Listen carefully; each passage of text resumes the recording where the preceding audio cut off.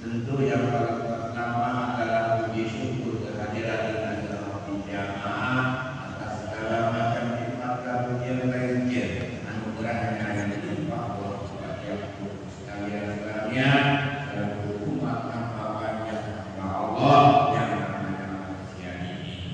Di tengah musim hujan yang tak bisa diprediksi cuaca, namun hari ini seperti matahari bersinar terang antara kita untuk menyelesaikan daripada prosesi akad kita mempelai lagi dan mempelai kita tentu dengan ucapan alhamdulillah rabbil alamin. Hadirin jamaah yang sekalian rahimahullah, ketahuilah bahwa rasanya salah satu keharusan dalam hidup ini adalah melaksanakan pernikahan atau perkawinan itu. Karena melalui pernikahan dan perkawinan itulah kita menjaga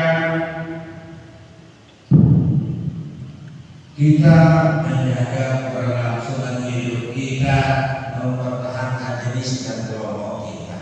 Kelompok di sini adalah kelompok umat yang namanya manusia, bukan hewan ternak, binatang dan lain sebagainya.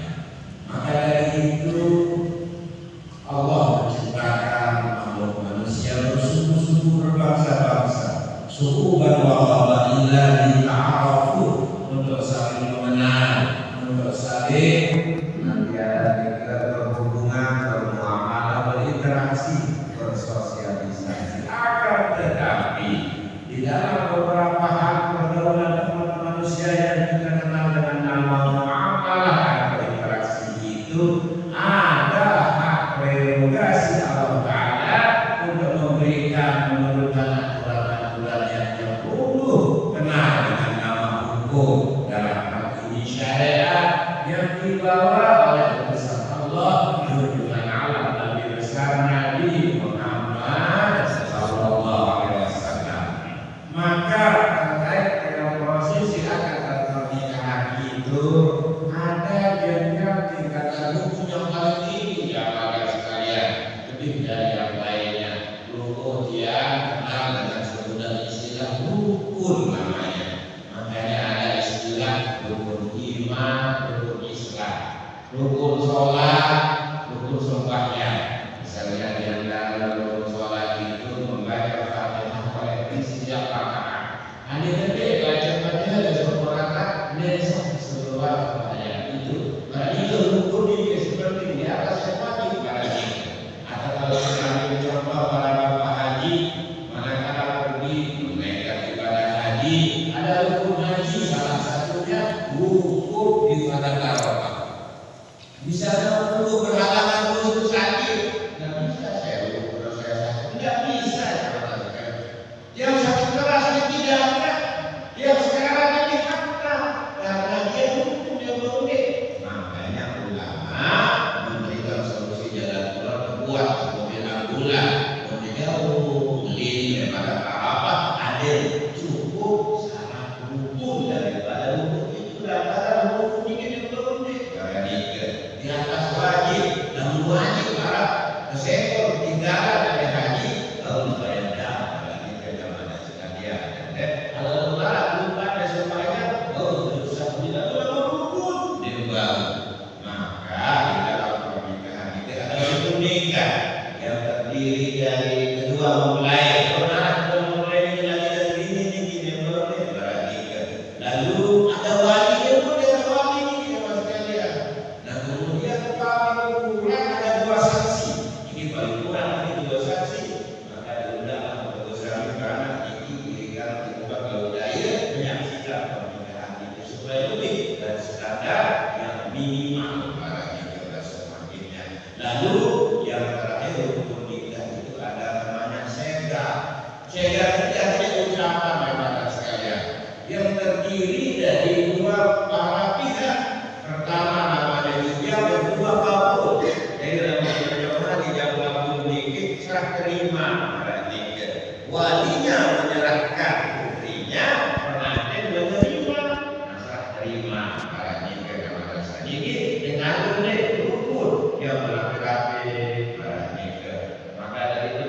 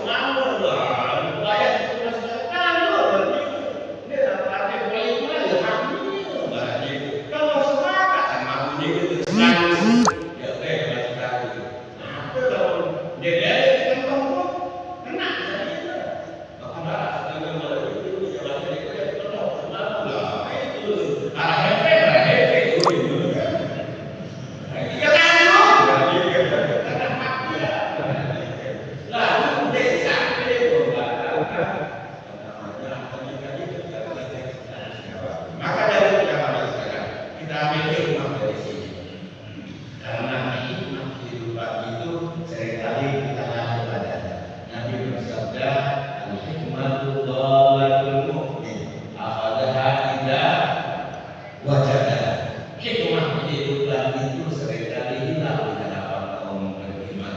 Makanya jaga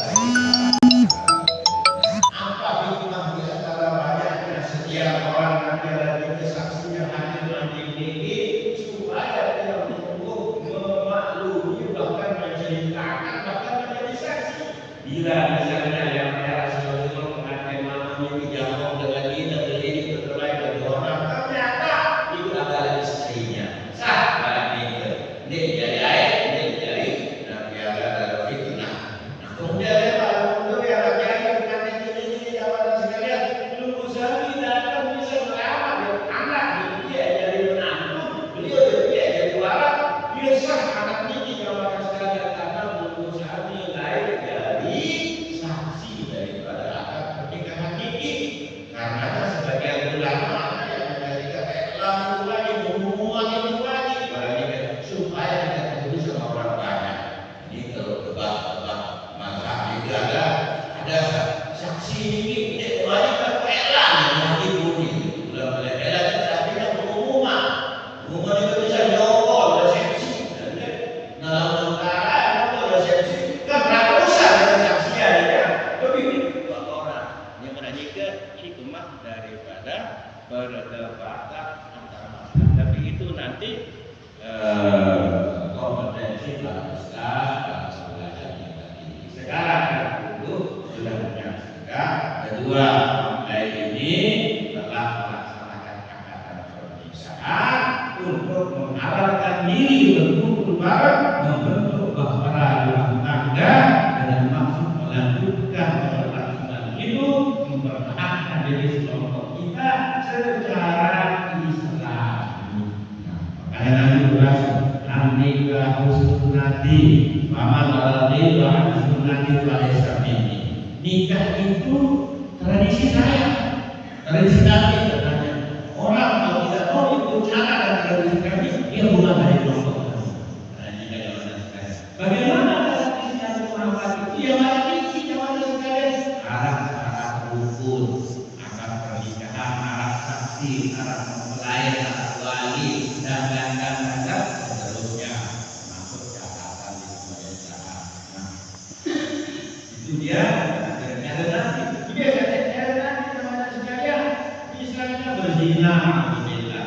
Mama kalau Malaysia zina dulu dengan cara yang kita Islam itu, teman-teman sekalian, karenanya itu nanti akan biara mendapatkan mudarat bagi teman-teman sekalian. Hingga kita berkomitmen untuk menjaga pelihara ajaran agama ini untuk menjadi landasan bijak kita dalam hidup di dunia dan di akhirat. Amin ya rabbal alamin. Ada lagi dari orang yang sekalian makin bermarah LGBT para sekalian. Biar hukum, dengan DPR, biar hukum dan dia apa boleh hukumnya biar parta atau undang-undang kamu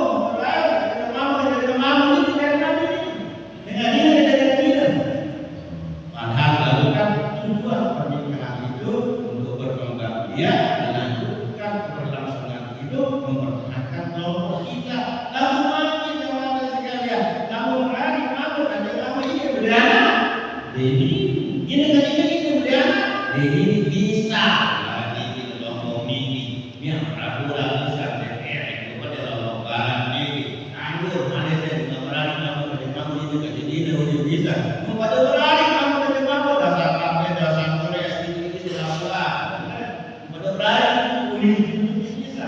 Lewat dari umur saya 16 dan berani apa berani kamu dari kamu dia. Awak ada beli.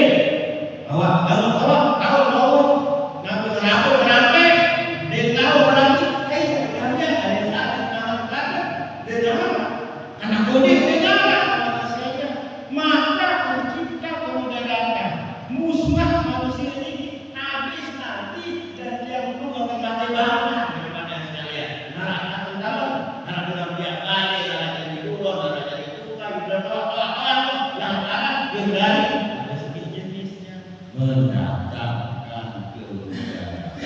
Alhamdulillah, semua alhamdulillah. Nah, jadi bulan ini akan pernikahan ini Beginilah Nabi mengajarkan cara orang bergaul, lawan jenis, membentuk keluarga rumah tangga, melakukan sidetnya, utamanya dalam masjid, pengantin mama dan pengantin ini. Nyadu dari jabatan sekarang ajaran ini yang untuk orang beragama Islam. Inilah dia cara Nabi. Karena apa yang diajarkan oleh Nabi, agama saya itu membawa Islam. Terakhir, dapat hikmah dalam kehidupan ini bahwa ternyata model laki-laki ini jodohnya tidak jauh-jauh amat dari desa rumah sebelah situ barangkali. Lalu Allah terjadi maka Allah masya'afa Allah yang telah menentukan. Maka itu menjadi suratan hati kita, nasib kita, jodoh kita. Lalu haruslah pandai-pandai kita syukuri wahai Allah mempelajari ini.